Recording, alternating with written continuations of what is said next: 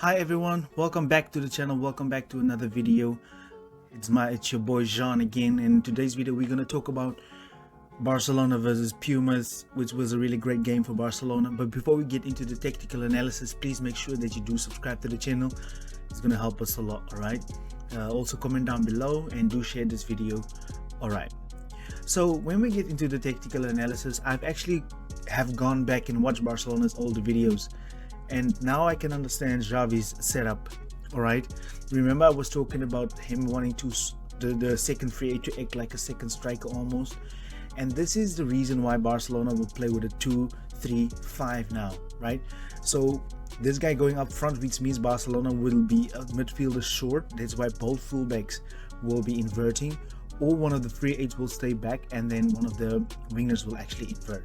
But now let me get back to what I was saying. In the days of Messi and Fabregas, this is how Barcelona played. Fabregas used to join Messi up front. When Messi was deeper, Fabregas was up here, and when vice versa as well. So this is why Xavi is now playing this way. So not only is this going to be able to keep the backline in check, and also to give Barcelona some fluidity in the backline. You saw what happened with Lewandowski and Pedri, the way that they linked up. That is so that these players can disorganize the backline of the back four. Not only that, can you see how narrow this tactic is keeping these players? You know, look how wide Rafinha is and Dembele, and this tactic is going to create massive space for Barcelona. And you guys know how Xavi loves for these guys to have space as wingers. You know, the days of Pedro and David Villa, these guys had incredible space. He doesn't mind having like a solo number 10, which is going to be Pedri or Xavi or whoever plays. Maybe it's going to be Frankie de Jong, who knows. But so now I found out why Xavi wants to play with a second free eight. That is for fluidity and keeping these guys narrow. So now you have to realize, not only do we have the two strikers, we have now 1, 2, 3, 4, 5, 6 players that's going to be central, and that is going to force these guys to come narrow as well. And this formation is going to do very good against big teams, because the likes of Man City also defend any 4-4-2 formation, and this is why Xavi wants to play with a second striker. I've watched back and now finally I can realize, right? But also in this game you have to remember that Barca did also played with the double pivot, because you can actually see Alejandro Balde, he was very wide in this position, right? So this is also to create overloads on one side. You can see there's a diamond between him, Rafinha, Pedri and Robert Lewandowski, and then also this is where the second striker comes in. If Xavi was a little bit deeper, they would have been able to cover Ousmane Dembele on your far right hand side, right? So here again you can see now the inverted wing is there. Now the fullback is going to keep the width. You can see another second striker type of formation, which is going to leave Ousmane Dembele in acres of space, right? And now here you can see Pedri actually went back to make it a back three, and Barcelona basically, this is the triangles. If you look closely, you will see there's triangles everywhere. There's a triangle, there's one, there's another one, here's another one, and here's another triangle. And this is all the tiki-taka that Xavi wants to bring back, right? So this second striker type vibe that we're getting from Xavi is going to do us really good. It's going to give us acres of space to move in. And I told you guys in the beginning of this season, we're going to see the inverted wingers a lot. We're going to see it a lot. And did I lie? No, I didn't lie. You guys are actually seeing it right now. And now, just to give you more proof of the Robert Lewandowski Pedri combination, and this is all because of that second striker.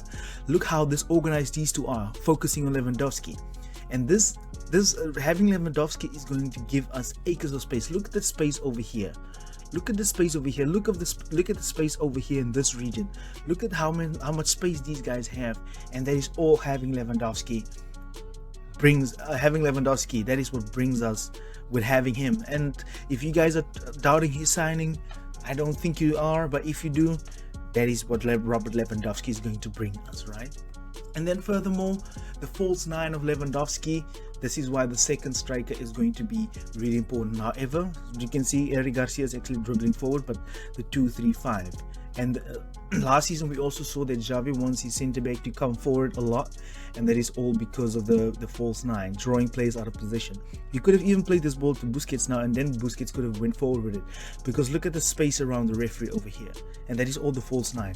So you can actually say that Xavi wants these 2 free 8s now to be a lot higher than they were usually, you know. And this is another reason why it is important for us to have that second striker, and Xavi is actually bringing it to us, right? If we were in trouble, if they closed down Eric could have gone to Alejandro Balde, and he could have gone to Rafinha, and then the attack is there. I think what Xavi is trying to do here is he wants it to be impossible for teams to actually like block us. If they block one option, Xavi wants us to have a lot of options, you know. Eric Garcia could have even switched the ball over here in this region. And Sergio Roberto, seeing him right now makes me realize that he's actually a midfielder by nature. So the inverted fullback is going to suit him like a glove. He's going to be very important in that position, right? Alongside Sergio Busquets and everything. I think we're going to be covered next season without Sergio Busquets, you know. So here we can see the 2, 3, 5, and then you will notice that these guys are like strikers, you know, a lot higher than they are usually. So that is why Lewandowski is coming in for the ball, and then he flicks it on for Pedri, and he runs into this position, and that is all the doing of Xavi. This is what tactics can do to you, right? Having the quality players, but tactics as well.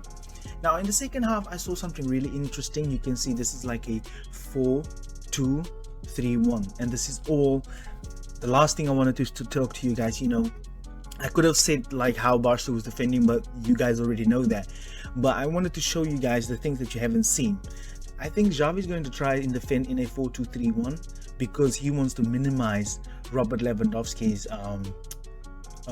defending, because of his age. You know, you saw that Ernesto Valverde did the same thing with Andres Iniesta, and this is a very brilliant move for Xavi to try and do that with Robert Lewandowski.